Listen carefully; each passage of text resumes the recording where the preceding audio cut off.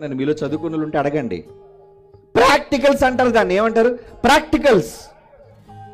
ఇదిగో ఈ అవయవాన్ని పలానా పేరుతో పిలుస్తారు, ఈ అవయవాన్ని ఇలా కోస్తారు, అన్నీ కూడా శవమని ముందు పెట్టి, బట్టలు లేకుండా నగ్నంగా ఉన్న దేహాన్ని, శరీరాన్ని ముందు పెట్టి, ఆడాళ్ళు మగాళ్ళు అందరూ చూస్తుంటే చూపించి పాఠం నేర్పిస్తుంటాడు. ఏంటది? పాఠం రా రే, పాఠం అది. వైద్య శాస్త్రం రా, దాని పేరు భూత్ అంటావా దాన్ని? భూత్ అన్నోడు సన్నాసి. అంతకన్నా గొప్ప శాస్త్రం రా బైబిల్. ఏమనుకుంటున్నావు బైబిల్ అంటే? ఎవరికీ తెలియదు బైబిల్ కోసం. అందుకే కదా ఏమండి 12-15 సంవత్సరాలుగా ఈ సవాలు. 4 గోడల మధ్య కాదండి, నేను వెళ్ళే ప్రతి చోట బహిరంగంగానే బైబిల్ తప్పన్న మొనగాడు మగాడు మేసం ఉన్నాడు ఎవడనంటే కమాన్ అని పిలుస్తుంటే ఒక్కడొచ్చాడు ఈరోజు. ఒక్కడో రాడు. రాలేదు అంటే ఎవడికి? మేసం లేనివాడాడు, మేసం లేనివాడాడు. క్రైస్తవుడు మేసం ఉన్న రోషగాడు. అంటే బైబిల్ తప్పు కాదురా, నిజమని నిరూపించే దమ్మున్నోళ్ళు మనం.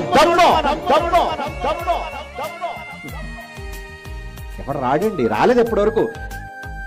ఎక్కడ మీకు చూపించాను అనుకున్నారేమో, హైదరాబాద్ లాంటి జంట నగరాలలో నడిబొడ్డున మెట్రో గ్రౌండ్ లో పబ్లిక్ గా వేదిక మీద తెరల మీద చూపించాను. ఎవడైనా ఉంటే కమాన్ రండిరా అని ఈ మధ్యన ఫ్రెష్ గా పిలిచొచ్చాను. డిసెంబర్ 2, 3, 4, 5 తేదీలో ఫ్రెష్ గా సవాలు వదిలొచ్చాను. మరి డిసెంబర్ నెలాఖరైపోతుంది, ఎవడు రాడేంటి? మగాళ్ళు కారా? చీరలు కట్టుకున్నారా మీరు? చీరలు కట్టుకున్నారు మీరు. నాకెందుకు తెలుసండి ఇంత బాధ? ఒరే, నీకు తెలియకపోతే మూసుకొని పో పక్కకి. బైబిల్ జోలికి రాకో.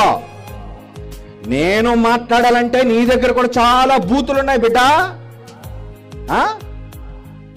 మాట్లాడమంటావా? ఛీ, నీలాంటి కారు నేను. నా బైబిల్ గొప్పతనాన్ని చెప్పడానికే నాకు సమయం సరిపోద్దురా. నీ పుస్తకాల జోలికి రావడం కర్మ నాకేంటి? నీ పుస్తకాల జోలికి వచ్చి మాట్లాడే అవసరత నాకు లేదు. ఛీ, షేమ్ అది. నీ పుస్తకాల్లోనూ బూతుకోవడం కోసం మాట్లాడమంటే మాట్లాడతా, బొమ్మలతో సహా, గుడుల మీద ఉన్న బొమ్మలతో సహా మాట్లాడగలను. నేను గౌరవిస్తాను, ప్రేమిస్తాను. నా జోలికి వచ్చావా, బైబిల్ జోలికి వచ్చావా, విడిచిపెట్టను, సహించను నిన్ను.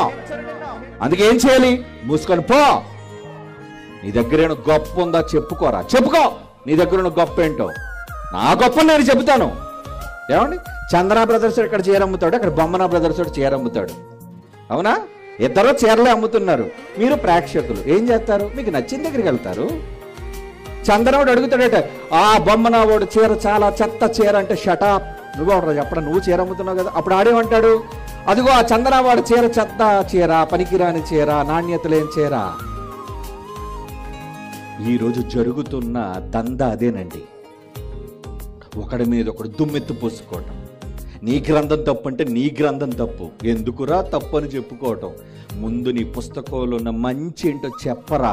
అలా చెప్పే ప్రపంచంలో ఒకే ఒక సంఘం, విశ్వవిద్యాలయం, Christ church and Bible open university India international. ప్రపంచంలో మరలా చెప్తున్నాను, ఎవరి జోలికి పోదో, ఎవరు మతం జోలికి వెళ్ళదు, ఎవరు పుస్తకం జోలికి వెళ్ళదు, ఎవరు దేవుడి గురించి తప్పుగా పన్నెత్తి మాట్లాడదు.